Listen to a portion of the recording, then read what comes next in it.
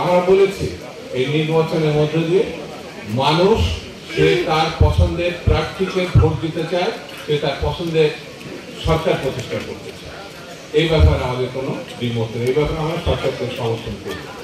দেশে আইন শৃঙ্খলা পরিস্থিতি আমরা আরো উন্নত করতে চাই। আমরা 31 দফার মধ্য দিয়ে বাংলাদেশকে একটি রোল মডেল রাষ্ট্র বানাতে চাই। সেই জন্য বন্ধুরা, আমাদের আন্দোলন চলছে।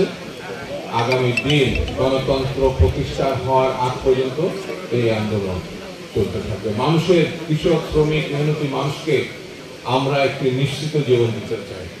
লক্ষ কোটি বেকার, শিক্ষিত বেকার, অশিক্ষিত বেকার, তাদের কাজের সংস্থান। আমাদের মহাসচিব বলেছেন, আমাদের পার্টির ভারপ্রাপ্ত চেয়ারম্যান বলেছেন, বিএনপি আগামী দিনে রাষ্ট্র ক্ষমতায় যদি যায় 1 থেকে 1.5 বছরের মধ্যে কোটি মানুষের কাজের সংস্থান বিএনপি করতে চায়।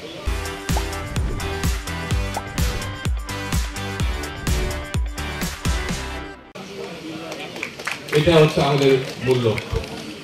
এর সঙ্গে বাংলাদেশটাকে স্বাধীন সার্বভৌম, যেটা হাসিনা দাসত্বর নিবিড়ে নিতে চেয়েছিল পার্শ্ববর্তী একটি দেশে, সেখান থেকে আমরা ছুটিয়ে মর্যাদাপূর্ণ পারস্পরিক সম্পর্ক যুক্ত সকলের সঙ্গে বন্ধুত্বমূলক একটি রাষ্ট্র প্রতিষ্ঠা করতে চাই। বাংলাদেশ হবে স্বাধীন সার্বভৌম রাষ্ট্রের একটি দৃষ্টান্ত। সকলকে ধন্যবাদ।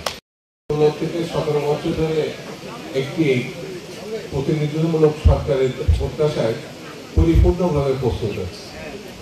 নির্বাচন ঘোষণা হলে না মনোনয়ন দেওয়ার প্রশ্ন, আমরা তো তৈরি।